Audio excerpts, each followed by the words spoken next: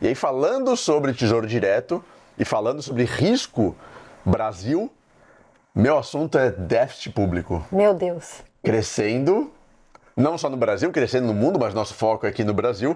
E isso traz, falamos de INSS mais cedo também. O que está acontecendo, Marília? O déficit público bateu em março o recorde para o mês de março da série histórica desde 2002. Foi 80 bilhões de déficit do governo geral, que inclui estados, municípios e empresas do governo, e 74 bilhões só para o governo central. Então, déficit recorde para o mês.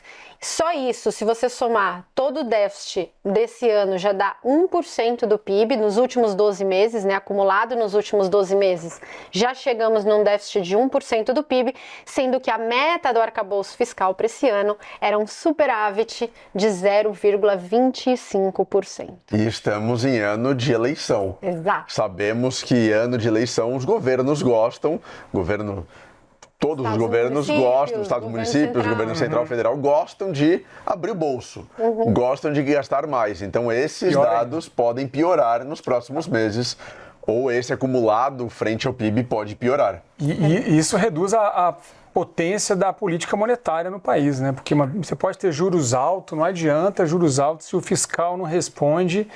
O problema só se integra cada vez mais no sistema, né? Exatamente, a gente já é um país de poupança muito baixa. Você acabou de mencionar, o brasileiro não poupa, só 1/3 quase, menos de 1/3 dos brasileiros poupam. Ou seja, você não tem muitos recursos para financiar a dívida pública. E o Estado, por sua vez, gasta cada vez mais, pegando essa pequena poupança do investidor a juros estratosféricos, porque a poupança é muito pequena. Então, Marília, é o pior dos mundos. Pergunto para você vê esse risco fiscal contaminando a curva de juros aí nos próximos meses? Com certeza, tanto que a curva de juros já precifica uma queda da Selic até por volta de 13% e depois volta um prêmio de risco. Por quê? Porque se a gente continua nessa toada, a gente chega em 2030 com essa dívida que hoje a nossa dívida bruta é 80% do PIB, a gente chega em 2030 com 100% do PIB. A gente vai ser quase um Estados Unidos, só que os Estados Unidos tem juro médio com juro médio de 3,5%, enquanto a gente paga um juro médio acima de 10%. Uma economia não tão pujante quanto a economia americana. Agora, essa situação dos Estados Unidos também é super preocupante. Super preocupante. Porque um dos motivos da queda do dólar no mundo nos últimos meses é justamente a desconfiança dos investidores na capacidade do governo americano em pagar ou repagar a sua dívida. E o juro americano está alto. Essa é uma crítica, inclusive, do presidente Trump ao ex-presidente do Banco Central americano, que agora foi trocado. Ele dizia, olha, a dívida americana é gigantesca, você precisa reduzir o juro americano porque o país está gastando muito com dívida. E ao reduzir o juro, você libera dinheiro para outras áreas. E o presidente do Banco Central falava, olha, eu não posso reduzir o juro só por causa da dívida se isso gerar inflação. Vou trocar 6 por meia dúzia, vou trocar 6 por mais de meia dúzia, que é uma piora da economia como um todo. Então essa situação de déficit não é um problema só brasileiro, é um problema mundial. E a gente está falando de uma perda de confiança intertemporal, né? Porque você não está acreditando, o mercado não acredita nessa mudança ao longo do tempo. Ele fica aí numa incerteza que não sabe para onde vai. E isso é muito importante para o investidor, porque se a inflação sobe por conta de guerra, por conta de um déficit grande financiado via expansão monetária, a gente entra numa era de desconfiança dos governos, inflação e juro alto. E investir num cenário desse é completamente diferente. É um cenário bem mais desafiador para a atividade, bem mais desafiador para a bolsa. Então passamos uma era muito grande de excepcionalismo americano, excepcionalismo do S&P, da bolsa americana, por conta de juro baixo, né, e juro cadente. E agora vamos entrar em uma nova década, quem sabe, de juro alto. E isso muda tudo para o investidor, tanto na hora de fazer marcação ao mercado para os pré-fixados, quanto na hora de investir em bolsa. Agora tem uma pergunta só, vou jogar no ar.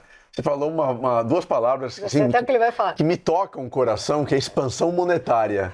Quero perguntar para vocês qual ativo que é imune, blindado à expansão monetária, à desconfiança dos governos. Qual é, assim, só uma curiosidade. Eu sei.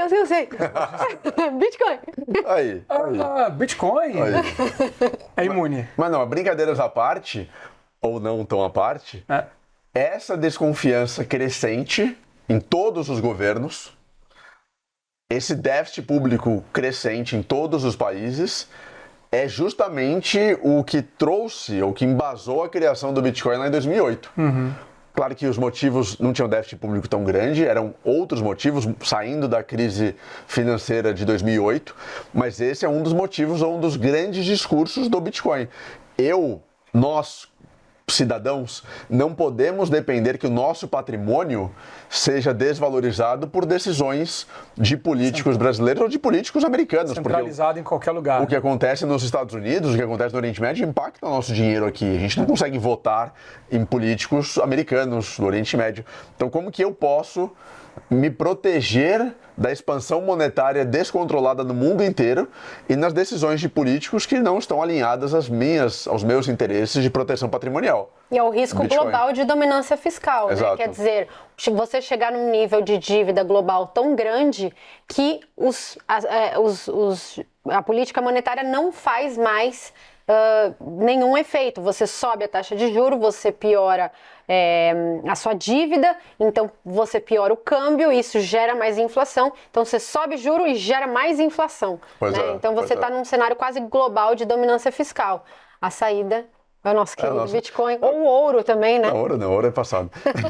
Não, mas claro que existem várias críticas e várias desconfianças e dúvidas, não diria nem críticas, mas dúvidas sobre Bitcoin e criptomoedas, mas o que motivou a criação do Bitcoin é justamente o que a gente está falando aqui. Eu achei isso muito legal. Essa descentralização. Goste ou não goste, fato é, déficit público cada vez maior, desconfiança cada vez maior, dúvidas cada vez maiores, como você mencionou, Thiago, ninguém sabe para onde tudo isso vai. Como que eu, cidadão, posso me proteger de tudo isso?